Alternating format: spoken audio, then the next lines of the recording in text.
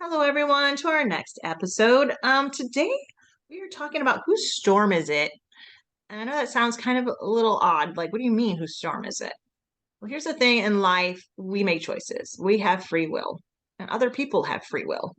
And sometimes their free will, when it comes to reaping what they've sown, we get caught up in it. So while they're reaping all this junk that they have sown, and we're walking with them on a path that maybe we may or may not should be on, we get caught up in it. And the reason I bring this up is because all throughout life, we have all these circumstances and these horrible things that are going on in our life. And we're like, what is happening? And we start yelling at God. And I've even heard other people blame God for things like, why did God allow this to happen? Why did he do this? Well, the thing is with free will is because we are constantly sowing seeds all the time, all of our choices are sending out ripples. Those ripples come back. God doesn't get in the way of the ripples unless he absolutely needs to for his will. Not very often, because he already has foreseen what we're about to do. And he's already put into place things to get our attention. Because he's always, if you listen to the last episode, he's always right there saying, come to me. I'm knocking at the door. Answer the door. I'm right here wanting to love you. Just open the door. Open the door and I can help get you out of this mess. I can lead you away from these circumstances. But here's the thing, because everyone has free will and because every single choice we make is actually a ripple that is cast out across the entire universe and back to us, and it comes back bigger every single time. Doesn't matter if it's a good thing or a bad thing or in between. It's whatever we're sending out is come back. And so sometimes what we send out brings back a wave of we don't want. So here's the thing, like, whose storm is it? That's when you need to really be paying attention. And I think this kind of goes along too with our previous episode about transformation. Because we use these moments in the storm to go, why is the storm happening? What choices did I make that brought this back to me? Because obviously if it's coming back, you're either in the way of someone else's ripple or it's your ripple. So either A, you sent something out that sent this ripple back, this horrible circumstances that you're now deep in and going, what is happening? Or you're walking with the wrong person. You got caught up in their drama of what they were sowing, and now their ripple is also basically waving over your life. And those are the moments where you got to go, okay, whose is this? First of all, is it mine? If it's mine, show me, God. Show me what seeds I was sowing to make this come back to me. Or show me the person that I'm walking in my life or allowing in my life that is causing me to get caught up in their storm. I think I lost Taylor. She might be frozen. And also to think about too that sometimes you get so caught up in being busy all the time. We feel like we always have to be doing things. And so then that's how Satan will distract us from our purpose. Because if he can get us doing all of the things, then we're not doing the one thing that God has given us as our purpose to really grow us and to really help us grow other people. Because our purpose from God allows us to help others. Our purpose is always for helping others. Our purpose is always to be doing God's will. So if anything, if you feel something is your purpose, but it's taking you in another direction, that's not your purpose. So Satan is always busy trying to distract us from our real purpose, our holy calling. Because we have many different, our purpose is multifaceted. Yeah. But our one distinct, God made me, this is why I have these spiritual gifts, purpose. Satan will try to distract you from that by giving you all the things. You got to be good at all the things. And I was also thinking about this the other day about, how God's kingdom is a body and each body piece does its thing. So if I'm an eyebrow, but I want to hear, I want to be the ear, I'm not going to be any good at it. So we need to be stepping into what am I meant to do? I was actually thinking about this. I'm like, what body part would I be? Is what I was thinking about the other day. And I realized, you know what? I would be the arm because he told me I was his sword of truth. And in order to hold a sword, I would have to be a hand or an arm. Oh, that's good. Look at you. Because I actually sat and thought about it. Like, what would I be? And at first I thought mouthpiece, but he kept calling me his sword. And I'm like, well, if I'm a sword, I would have to be able to wield it. So somehow I'm the hand or an arm. I'm not sure. This makes me think about, again, I know I've brought this example up before in another one of our episodes, but when Jesus was on the boat and they're going through this storm and the disciples are freaking out. Jesus is asleep. He's sleeping. He's in full peace. And they're freaking out because of this storm.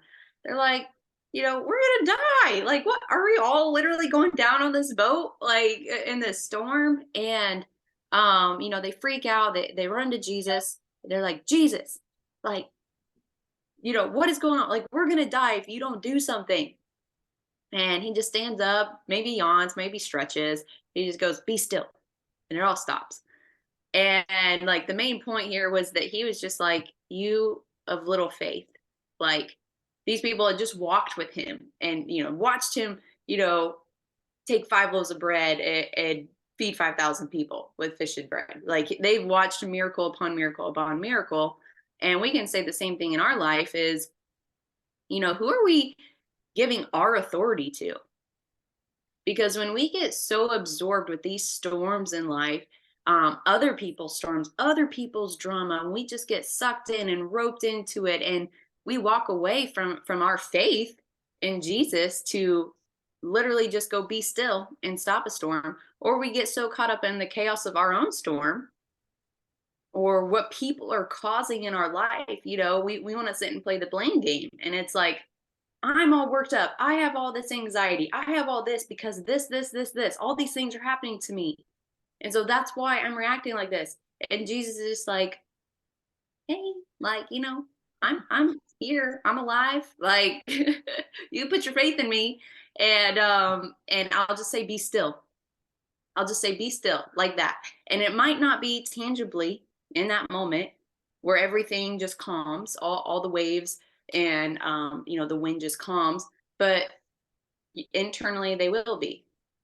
And you'll start to draw near to him and kind of degress from all the drama, all the other storms. You'll have an aerial view perspective. You'll be like, yeah, I don't want to get sucked into that.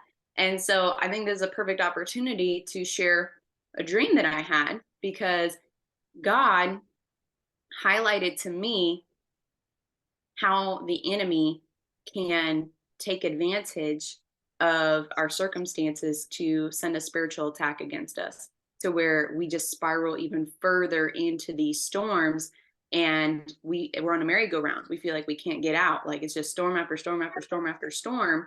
And so in this dream, I was having a conversation with my husband, and I don't think it was necessarily about my husband. I think God was just trying to highlight this point to me that, my husband, he was freaking out about something, oh, he was just reacting. And I'm like, can't you see that you're being tormented by these demons?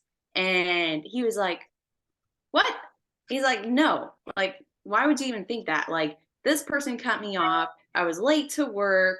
Like, all these things. He starts listing all these issues that have happened. And this is why he's reacting like this. He pretty much has leeway to react this way because of what all these people did to him, all these storms in his life. And then the dream ended. And then I was journaling about it, and God was like, okay, well, he started to reveal to me that there are spirits of manipulation and deception that are behind these situations, and they hide behind these circumstances because the demonic realm is not able to, they don't know our future. Only God knows our future, right? But they know our patterns. They have studied our patterns. They have studied our words. And so they know that, hey, I know this gets them stirred up. Like, hey, this just happened. What? Someone just cut them off? Oh, boom, attack. And so we start to think, they just plant one seed, and we start to think about all the other bad things that have happened today. And it's like, this is just the cherry on the top. And boom, it's like something pierces you to where you just freak out and you're consumed with these storms. And so the question is, who are you giving your authority to? Because in Christ, we have authority.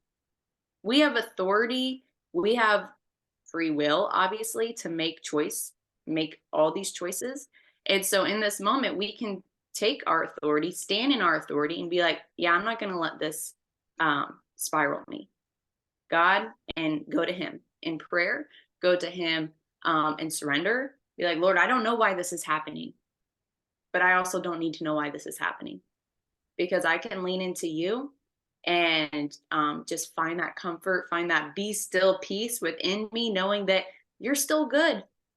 And yeah, I might not get home for another 2 hours because this traffic is horrendous, but you're still good. This gives me an opportunity. Actually, this gives me opportunity to listen to a podcast about you, or pull up the sermon, or, call my mom. I hadn't talked to her in so long. This gives me an opportunity. And so oftentimes we miss opportunities because we're so consumed with the storms. And Mhm. he's like, you're missing it. You're missing the point here.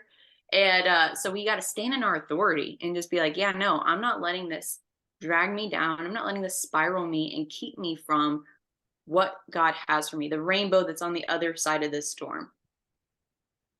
And I think it's fascinating too that thinking of storms, like he was the ultimate storm. Mm, And now he gives it that rainbow, that reminder that he's not the storm one, and he's not the one making the storms anymore. He did it once, right. never again. Gave us the rainbow as proof that he's not the one throwing you into storms. But I also want to think about this too, because even storms can start with triggers, and we all have things that trigger us. And as Yep. and tag teaming onto what you were just saying. So I have a trigger, and the demons know I have this trigger. So they're going to make sure that that trigger happens so that I'm triggered. And so then when I'm triggered and I'm not paying attention because I'm so caught up in that trigger, they get a foothold in without Mm, me even realizing it because I'm too busy being triggered. So yep. those are the moments when you've got to start understanding that that person that just walked in and I don't like them and they blah, blah, blah, whatever it is, that's you. That has nothing to do with them.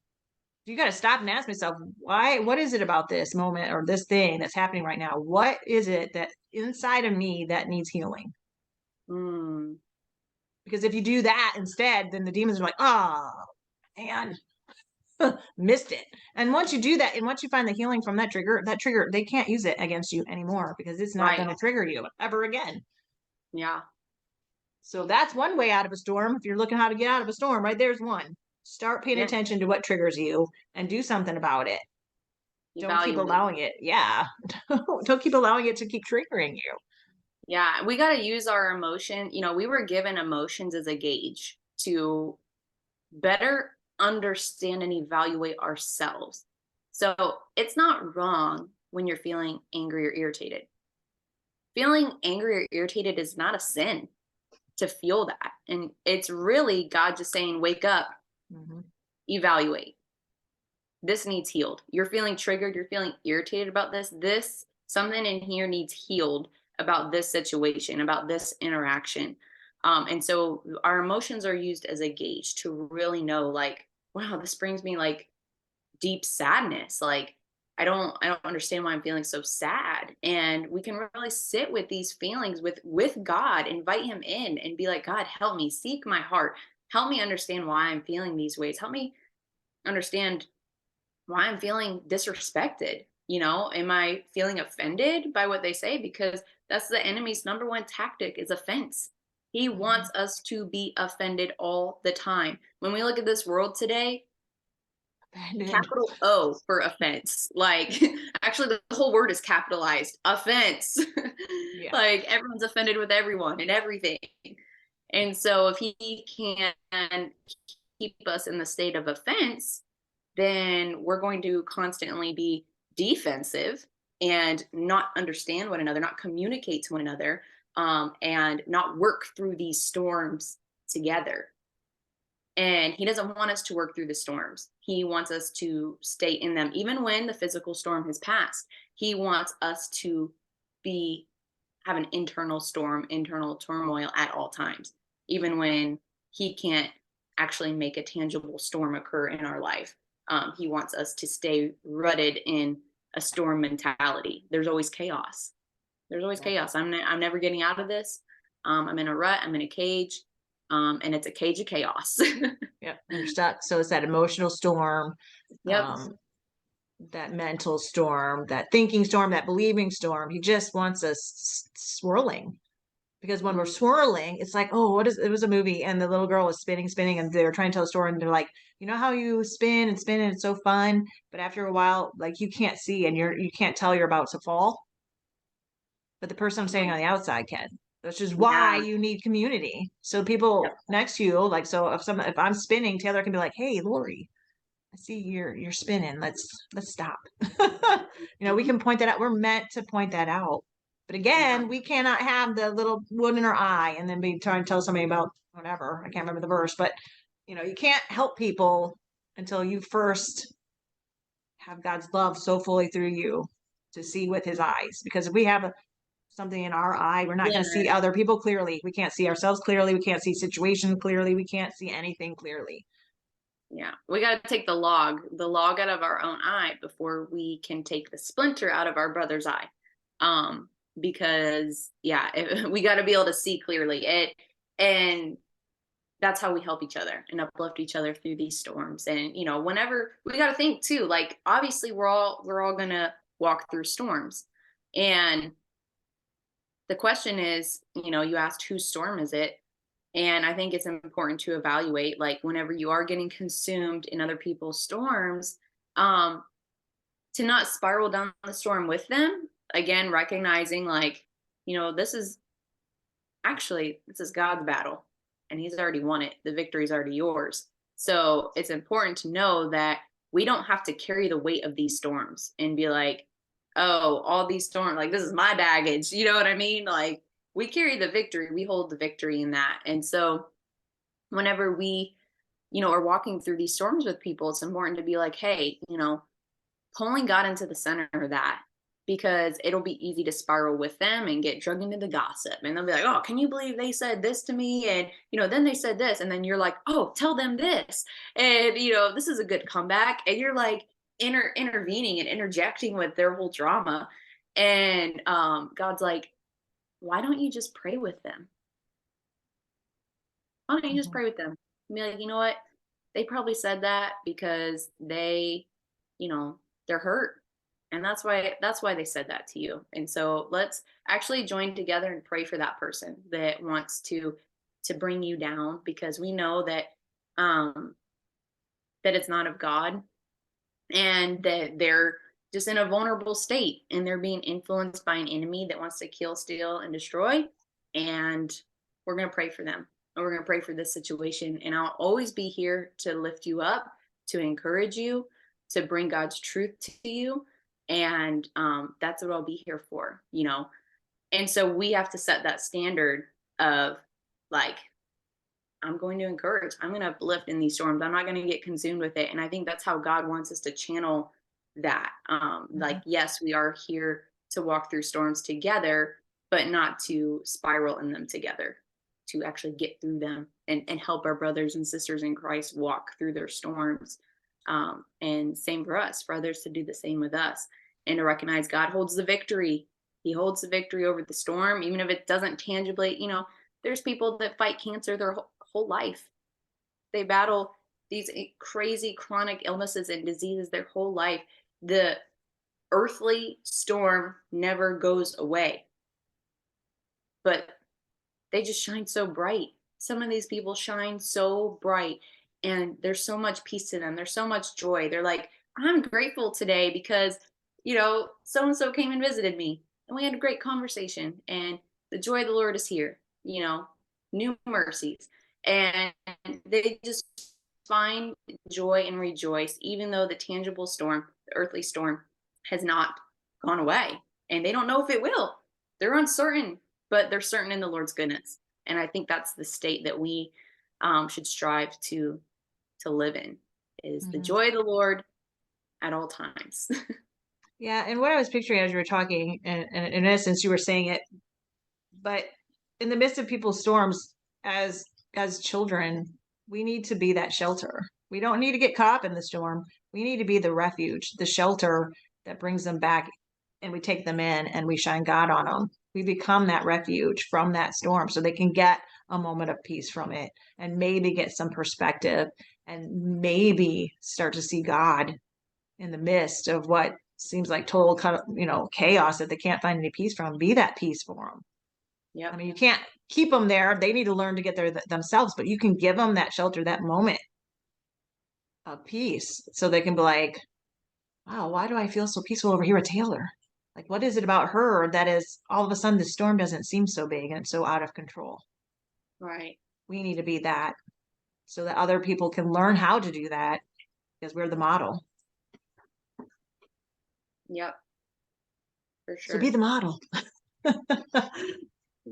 Figure out Be the- how to be the model, right? Kind of like Jesus. We don't have to necessarily wake him up all the time.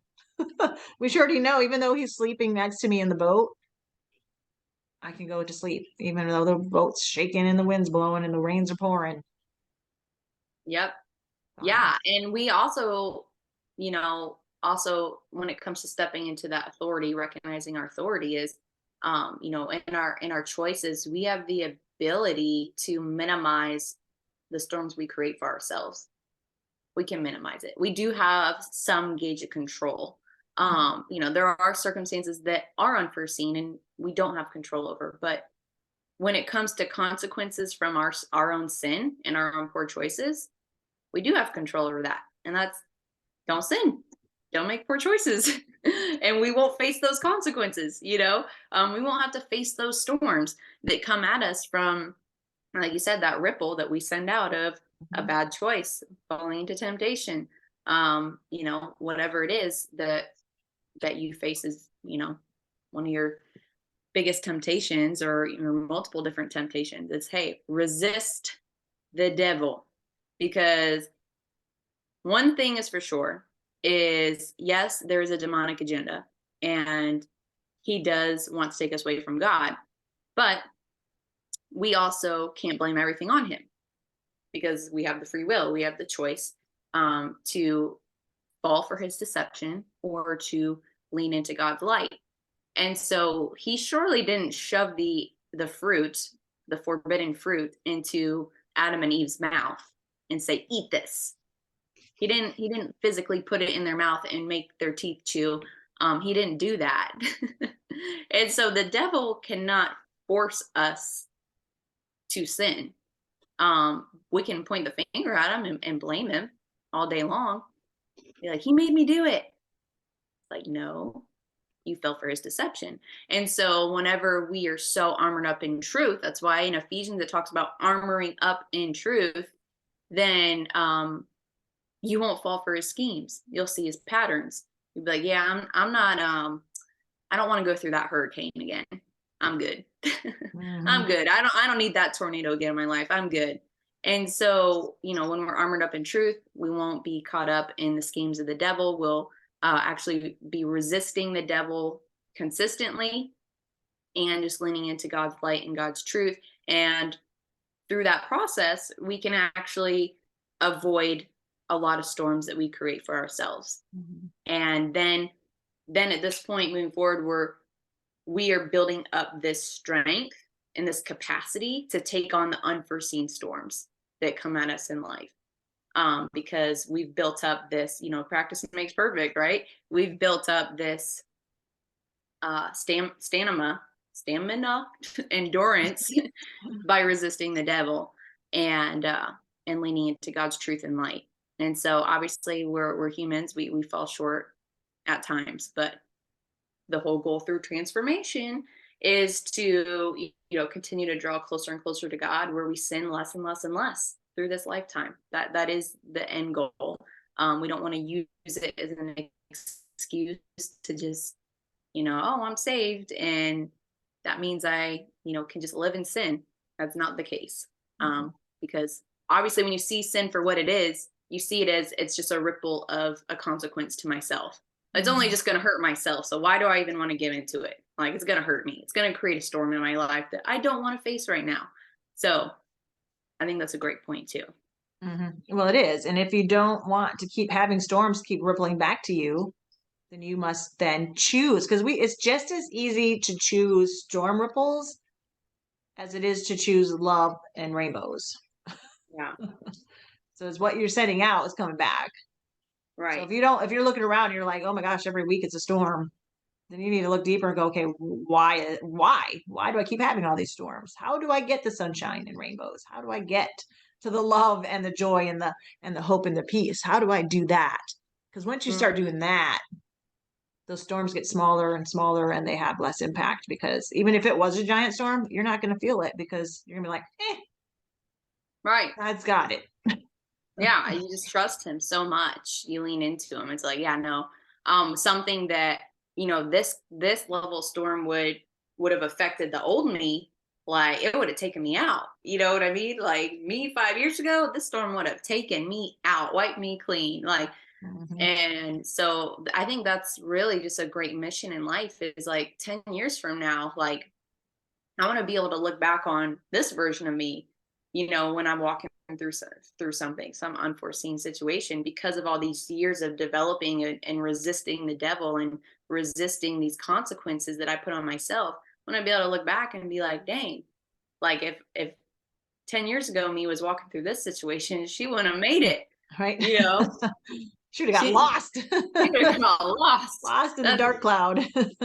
yeah, that's powerful. Um, in our transformation process and just knowing like, yeah, no, God's got the victory over this storm for sure. Yeah. So I think that's a good place to end, is just really focus on what it is that you are sending out that's rippling back to you. If you Hmm. don't like what you're seeing and if you don't like experiencing all the storms, then do something about it by choosing to not sin, to make better choices, to make maybe even better friends. Maybe it's your friends that are leaning you, blurring the lines for you and making it easy to go here because, oh, they're all doing it. But you don't have to choose that. Right. That's so true. Good stuff. Well, thank you guys so much for tuning in to Whose Storm Is It? I hope that you had so many takeaways, and we thank you so much for just listening to our podcast and tuning in with us.